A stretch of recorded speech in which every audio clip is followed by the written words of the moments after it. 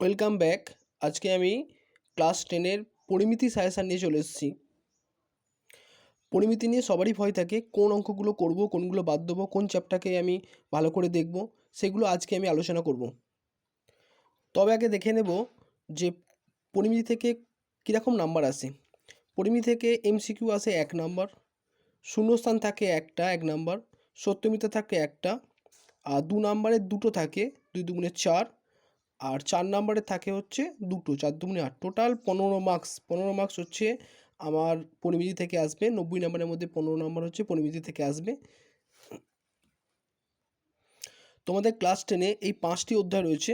প্রথম হচ্ছে আয়তঘন, লম্ববৃত্তাকার চোঙ, গোলক, লম্ববৃত্তাকার শঙ্কু এবং বিভিন্ন ঘনবস্তু সংক্রান্ত সমস্যা। এই 5টি অধ্যায় রয়েছে। 5টি অধ্যায়ের মধ্যে প্রতিটা অধ্যায় থেকে আমি ইম্পর্টেন্ট বলে দেবো এবং ভিডিও শেষে আমি এই অধ্যায়ের মধ্যে কোন অধ্যায়টা বেশি ইম্পর্টেন্ট সেটা বলে দেবো। তার আগে তোমরা আমার চ্যানেলটাকে সাবস্ক্রাইব করো এবং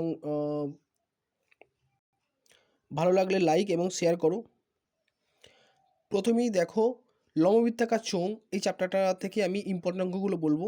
দেখো কেডি 8 মানে পেজ নাম্বার 146 পেজ খোলো, খুলে দেখো 5-এর অঙ্ক 2015 এসছে, 7-এর অঙ্ক 2018 এসছে, 9-এর অঙ্ক পর্ষদ নমুনা প্রশ্ন। এইভাবে প্রত্যেকটা অঙ্ক কিন্তু আমি দাগ দিয়ে দিয়েছি। দেখো এগুলো কিন্তু তোমাদের জন্য ইম্পর্টেন্ট এবং সেই সঙ্গে দেখো কিছু প্রশ্ন আছে, সেইগুলো হচ্ছে আমি নিচে করেছি, দেখো করে দিয়েছি। দেখো সেইগুলো কিন্তু তোমাদের তোমরা ভিডিওটা পজ করে করে তুলে নেবে, ঠিক আছে। গোলক অধ্যায় থেকে দেখো 8-এর অঙ্ক, 9-এর অঙ্ক, 12-এর অঙ্ক, 13-এর অঙ্ক, 14-এর অঙ্ক এবং 16-এর অঙ্ক, এগুলো কিন্তু প্রচুর ইম্পর্টেন্ট। তার মধ্যে 9-এর অঙ্ক এবং 14-এর অঙ্ক সবচেয়ে বেশি ইম্পর্টেন্ট। আর সেই সঙ্গে দেখো প্রয়োগ তোমাদের বইতে করে দেওয়া আছে 5 এবং 12। 12-এর অঙ্ক সবচেয়ে বেশি ইম্পর্টেন্ট। তাহলে এখানে দেখো 3টে অঙ্ককে স্টার্ট দিয়েছি, সেই 3টে অঙ্ককে তোমাকে ভালো করে করতে হবে। তোমরা টেক্সট বই খোলো, টেক্সট বইয়ে ভিডিওটা পজ করে এগুলো দেখে নাও। লম্ববৃত্তাকার শঙ্কু, কোষে দেখি 16, পেজ নাম্বার 227। এই পাতা থেকে দেখো, এই পাতাটা খোলো, এই পাতা থেকে দেখো 3-এর অঙ্ক, 6-এর অঙ্ক, 7-এর অঙ্ক, 9-এর অঙ্ক, 10-এর অঙ্ক, 11, 12, 14, এইগুলো আমি এখান থেকে ইম্পর্টেন্ট রেখেছি। তার মধ্যে দেখো যেগুলো বেশি ইম্পর্টেন্ট সেগুলোকে আমি লাল কালিতে স্টার দিয়েছি এবং কোন সালে এসছে সেগুলোকে আমি পাশে রেখেছি। এবং এর সঙ্গে দেখো প্রয়োগ 7 এবং 12 এবং 15, এই 3টে অঙ্ক রয়েছে। দেখো তার মধ্যে দেখো 15 অঙ্কটা সবচেয়ে বেশি ইম্পর্টেন্ট, ঠিক আছে। এইগুলোকে তোমরা করবে।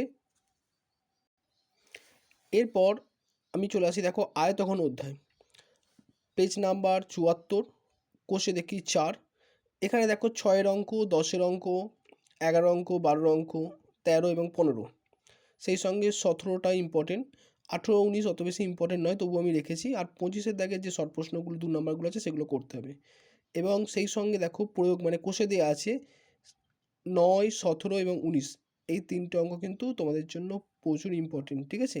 এবং এর সঙ্গে সঙ্গে দেখো একটা অঙ্ক বারবার করে আসে, সেটা আমি কিন্তু এখানে তুলে রেখেছি ঘনকাকৃতি একটি সম্পূর্ণ চৌবাচ্চা থেকে সমান মাপের জল তুলে নিলে চৌবাচ্চাটির 2/5 অংশ জলপূর্ণ থাকে। চৌবাচ্চাটির দৈর্ঘ্য যদি 1.5 মিটার হয়, তাহলে প্রতিটি বালতিতে কত লিটার জল ধরবে।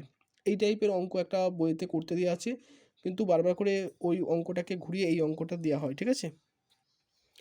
বিভিন্ন ঘনবস্তু সংক্রান্ত বাস্তব সমস্যা, এখান থেকে আমি কিছু অঙ্ক রেখেছি। পেজ নাম্বার 265, কোষে দেখি 19।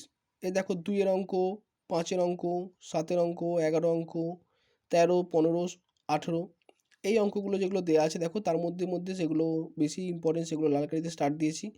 এবং তার সঙ্গে দেখো দুটো অঙ্ক প্রায় মাঝে মাঝে আসে পরীক্ষাতে, 1 নাম্বার আর 2 নম্বর পরে আমি কিন্তু এখানে তুলে রেখেছি। তোমরা কিন্তু এটাকে অঙ্কগুলোকে তুলে নিয়ে প্র্যাকটিস করবে। এবার বলি এই 5টা অধ্যায়ের মধ্যে কোন অধ্যায়কে বেশি গুরুত্ব দেবে এবং কোনটাকে একটু কম গুরুত্ব দেবে। দেখো প্রথমে দেখি আয়তঘন। আয়তঘন থেকে এবারে আসার চান্স প্রচুর। আয়তঘন কিন্তু আমি এতগুলো স্টার দিলাম, এটা হচ্ছে ভেরি ভেরি ইম্পর্টেন্ট। এটা 100% আসার চান্স বেশি, 100% আসার চান্স আয়তঘন থেকে।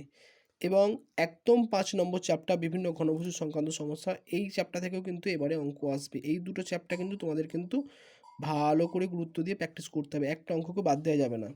এবং সেই সঙ্গে তোমরা লববৃত্তাকার চোঙ এই অধ্যায়টাকে করতে পারো। এই 3টে অধ্যায় করলে আশা করি 3টে থেকে 3টে অঙ্ক আসবে। এগুলো বললাম 4 নাম্বারের জন্য। তবে এমসিকিউ, শূন্যস্থান, সত্য মিথ্যা এবং 2 নাম্বার এই অঙ্কগুলো কোথা থেকে করবে? দেখবে তোমাদের টেক্সট বইয়ের মধ্যে এমন কিছু অঙ্ক আছে যেগুলোতে অনুপাত দেওয়া আছে। যেমন ধরো এই অঙ্কটা, দুটি নিরেট গোলকের বক্ষতলের ক্ষেত্রফলের অনুপাত 16:9, তাদের আয়তন অনুপাত কত? এই টাইপের অঙ্কগুলো। আবার দেখো দুটি নিরেট গোলকের আয়তন অনুপাত 1:8 হলে তাদের বক্রতলের ক্ষেত্রফল অনুপাত কত? এই টাইপের অঙ্কগুলো কিন্তু একটু বেশি করবে। এখান থেকে কিন্তু এমসিকিউ এবং 2 নম্বরের অঙ্ক থাকে। আর একটা হচ্ছে, যদি কোনো অঙ্ক থাকে এরকম, দেখো নিরেট গোলকের বক্ষতলের ক্ষেত্রফল এস, আয়তন ভি যদি হয় তাহলে S Q by V square এর মান কত? এই টাইপের অঙ্কগুলো কিন্তু পরীক্ষাতে বেশি দেয়। তাহলে এমসিকিউ, শূন্যস্থান এবং সত্য মিথ্যা এবং 2 নম্বরের যে মার্কস আছে এই টাইপের অঙ্কগুলোকে তোমরা একটু বেশি করে করবে, তাহলেই কিন্তু কমন পাবে।